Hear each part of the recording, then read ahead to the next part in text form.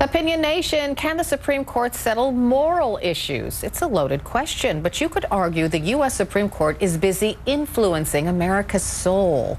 President Trump's pick for our newest Supreme Court justice will perhaps have the final say on gay marriage, abortion rights, contraception, and who uses which bathroom. Conservatives say it's about time. What we have seen across this nation is that the government has begun attacking people of faith who simply want to live consistently, both at home and in work, with their religious beliefs. But one person's idea of a religious freedom is different from another's. If the court reverses itself and deems same-sex marriage unconstitutional, does that allow religious liberty or court-sanctioned discrimination? Opinion Nation, can the Supreme Court settle moral issues? Should it? With me now is Dean Obeidallah. He hosts the Dean Obeidallah Show on Sirius XM and is a Daily Beast contributor. Kelly Wallace is our digital correspondent, and Steve Deace is a conservative radio talk show host. Welcome to all of you. Thanks. Steve, welcome back to the program. I will begin with you and ask you that question. Can the Supreme Court decide what is moral in this country? Should it? Is that its role? It is deciding these things, Carol. It has been really for decades, and no, it is not its role. One of the misnomers, I think, in our culture is that we're too divisive, we're arguing too much. I think the exact opposite is true. I don't think we're really arguing at all. We're trolling each other on social media. We're retreating to the neutral corner of the cable news channel that gives us the confirmation bias we prefer.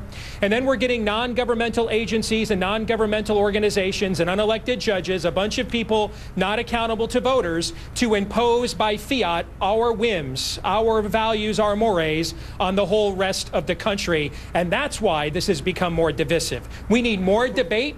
We need more things decided at the election booth. We need more things determined in the hall of Congress and not at administrative agencies. We need more things determined by voters and not black-robed masters who don't face accountability to the American people. That is completely antithetical to what we just celebrated on July 4th. Well, it's interesting you say that, because I just interviewed Justin Walker, who was, he clerked for both Justice Kennedy and Judge Brett Kavanaugh, which is one of Mr. Trump's picks. And he described Judge Kavanaugh in these terms. He said he was a big family man. He read his Bible every day. He was a strong Second Amendment supporter. But, Dean, he never once mentioned that he was an impartial interpreter of the U.S. Constitution. And that's a good point, Carol. And I think the reality is now, and you laid it out really well, the stakes are really high in this country now going into this choice for the next Supreme Court justice. And there are people on the right who want to impose Christian Sharia law in this country. And what I mean by that is they want to turn the Bible to the law of our land. Mike Huckabee has literally said, you cannot change the Constitution, but you can't change the Bible, but you can change the Constitution to agree with the Bible. Rick Santorum has said that our laws must comport with the Bible. There are people who want to turn America into the Christian version of Saudi Arabia, and this Supreme Court pick might just let them do that. So it's not about morality. The Supreme Court decisions have an impact on cultural norms. And I guess touch morality, like when Loving versus Virginia, 1967, said blacks and whites could get married, there could be no laws to prevent that any longer. That moved cultural norms forward in the country. So to me, it's less about morality, it's about cultural norms, what's acceptable in this country and what's not.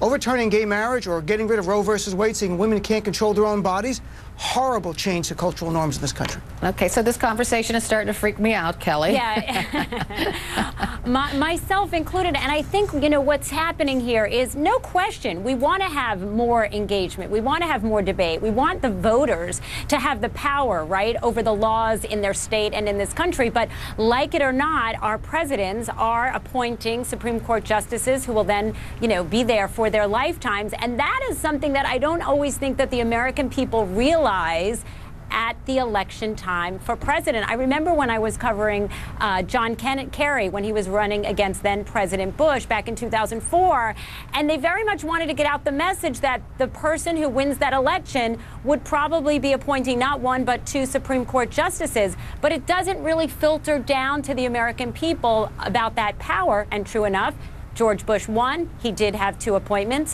during the 2004 to 2008 term. I think that will change now, though. I think that people are seeing the stakes are so high. If you are talking about potentially overturning Roe v. Wade, if you're talking about potentially overturning gay rights in this country, those have a lot of bipartisan support, and you could see more energy for people to realize what's at stake in a presidential election. Do you believe that's true? I mean, is there enough backbone, you know, in Congress, among our lawmakers, to really take a stand? And I'm just not talking about Democrats, but Republicans. Well, here's the thing.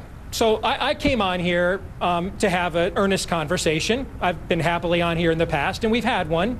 And you started with me, and I tried to have a conversation where we might get to a place of agreement. Right away, you go to Dean after me. He basically says people with my worldview are, what do you call us, Christian Saudi Sharia. Arabia. Christian Sharia law advocates, You did not exactly. push back on that. I'm not saying you, Steve. You did I'm not not saying push you back are. on I don't that, know Carol. you. I mean, that's just a I cited Mike preposterous Huckabee. statement. Where I in the cited Mike world- Huckabee and Rick Santorum. It was very specific. Wait, Carol, let- did you let ask me a Steve question or did you talk to Dean?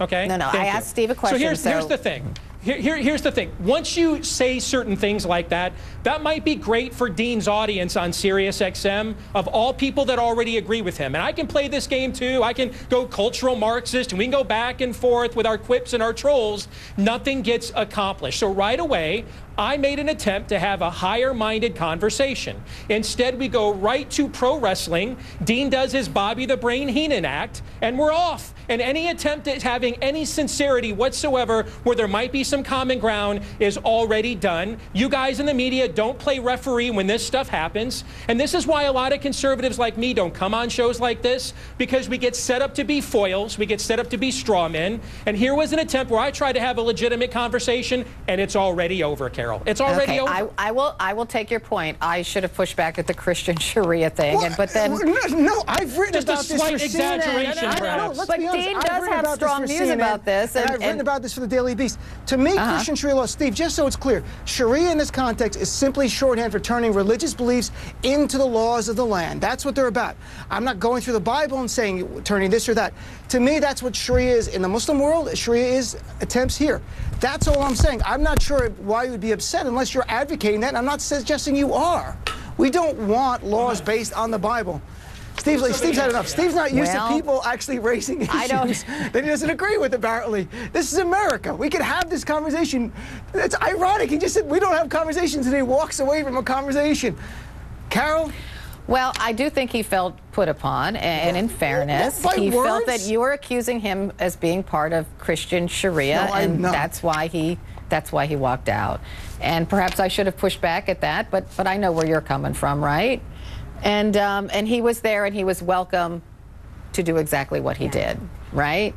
But I'm sad you're gone, Steve, and I wish you would come back. And I'm sad that you walked off, because I do respect your opinions, and I think it's vital that you continue to appear on this program. So I'm just sad. So let's continue our conversation, and I will try to play the part of Steve as best I can. Good luck. No. Well, I think what Steve was saying is that maybe we should decide that the way we go about nominating Supreme Court picks isn't exactly the right way. Maybe the American people don't quite understand how the process happens. Maybe we need to change things, and we need to really focus on that instead of calling one another names. So Kelly, I'll pitch it to you. Yeah, I would agree. I mean, I'm disappointed, obviously, about the way this all went down, and I think we have to find a way to have this kind of conversation, a respectful level of discourse where we all can sort of have differences of opinion, but engage. But I do think, Carol, like you said, I don't think the American people realize how this all plays out. I don't think they realize that when they vote for a president, what power that president will have. The same thing with their members of the House and the Senate. And I do think that also, you mentioned at the top, the introduction, shouldn't we want to have justices who are really going to take that impartial look at the law, really look at the law, look at precedent, look at where we are as a country and try to reflect that in their decisions? I think you'd probably find a lot of people would like to see that happen, and the question is how we get there. And I have about 40 seconds, so Dean, is there a final thing that you'd like to send to Steve? To Steve, maybe we can be Facebook friends. You know, he can follow me on Twitter at Dino Budala. That'll be fine. Let's be honest. You have to have honest conversations about the stakes that are in place right now. Yeah. The stakes are women can lose the right to have control over their own body. Our LGBT community can lose the right to get married. So I don't care his feelings were hurt when we're talking about the truth. The stakes are that high. We have to talk about it. And that's too bad for Steve if he doesn't like the truth. He said he was willing, but then you called him that. I didn't call him names. I quoted Mike Huckabee and Rick Santorum very specifically to make the point. I'm talking about that wing of the right. Steve took it personally. I don't know why. Okay, I have to end it there, and thank you both. Dino Budala, Kelly Wallace, Steve Dace, I hope you come back. I'll be right back.